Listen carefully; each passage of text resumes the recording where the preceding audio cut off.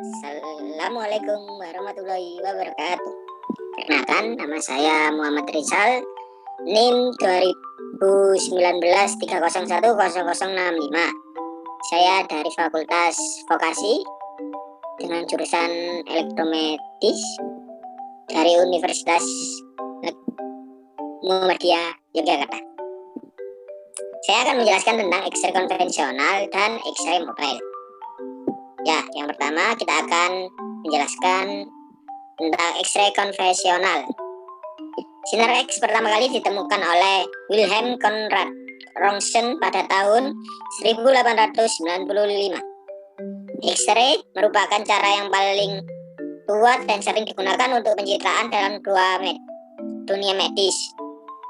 X-ray konvensional merupakan pengambilan gambar dari suatu objek dengan menggunakan sinar X. Cara kerja dari X-ray yaitu elektron negatif dari katoda bertambah cepat dan menabrak anoda yang bermuatan positif dan terbentuklah sinar X. Lalu sinar X akan menembus jaringan lunak seperti kulit dan organ. Berbeda dengan tulang gigi dan logam-logam dalam tubuh manusia yang memiliki struktur padat, sehingga sinar X tersebut tidak akan langsung menembus tulang. Dia akan terserap hingga kemudian akan berbendar dan divisualisasikan oleh X-ray detektor. Blok diagram X-ray konvensional itu seperti ini. Yang pertama ada power supply, yang kedua ada rangkaian timer, yang ketiga ada rangkaian HTT atau tegangan tinggi, yang kedua rangkaian filamen atau pemanasan, yang kelima rangkaian X-ray tube. Bagian-bagian alat komponen yang berada dalam X-ray konvensional itu ada X-ray generator, ada X-ray tube, kolimator, filter, patient table, grid, image intensifier, optical coupling, television system, dan image recording. Komponen itu terdiri dari tabung sinar X. Pada tabung sinar X itu terdapat dua kutub, anoda dan katoda, dan focusing hub.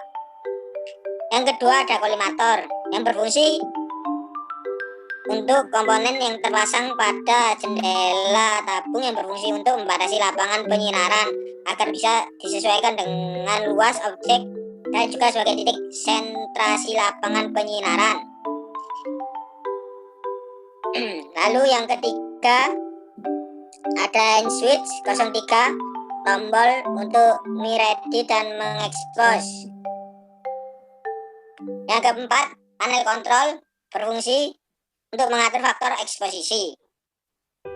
Yang kelima ada generator, yaitu untuk catur daya yang menghasilkan tenaga listrik untuk pembangkitan sinar. Yang keenam ada X-ray tube, tempat terjadinya sinar X. Dan yang ketujuh ada HTT, penghasilan tegangan tinggi pada pesawat Roentgen. Kurang lebihnya seperti ini blok rangkaiannya, tapi ini kelihatan buram karena saya salah mengambil gambarnya tadi. Yang kedua yaitu X-ray mobile. X-ray mobile adalah salah satu alat yang berfungsi untuk mendiagnosa penyakit pada organ tubuh bagian dalam dengan bantuan sinar X. Dengan pembangkit tegangan tinggi merupakan pengisian muatan pada kondensator, sehingga X-ray ini dioperasikan oleh baterai. Digunakan untuk tindakan radiografi dari satu ruangan ke ruangan lainnya.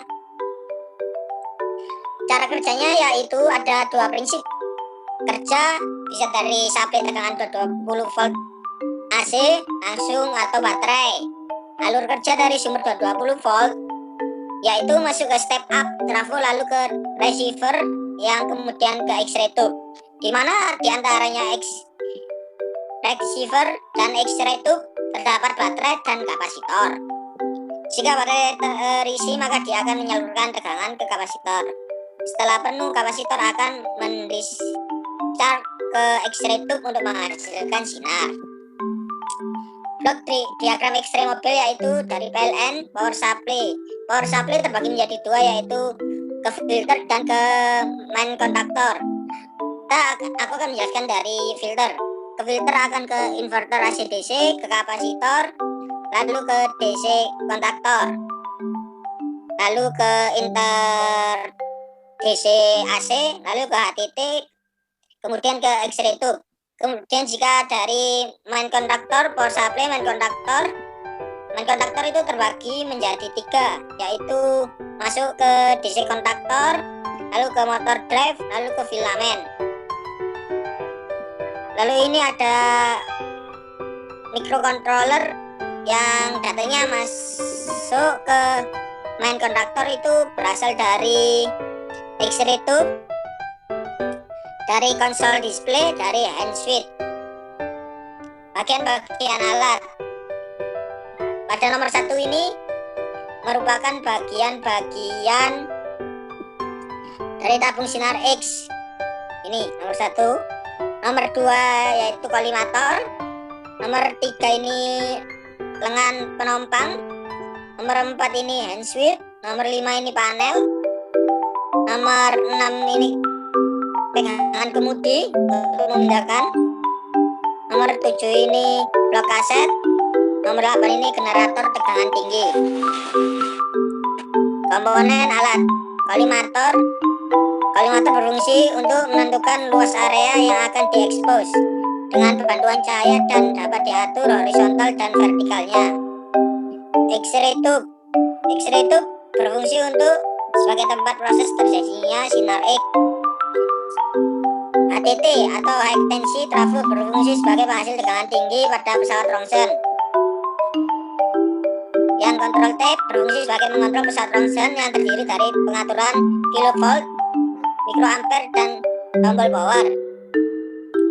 ARM atau arm berfungsi sebagai penyangga, yaitu lengannya tadi itu X-ray tube dan kolimator, dan sebagai pengatur posisi X-ray tube dan kolimator.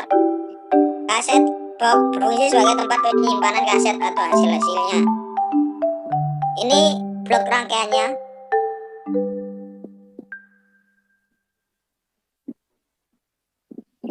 Ya, terima kasih. Sekian penjelasan saya tentang X-ray konvensional dan X-ray portable.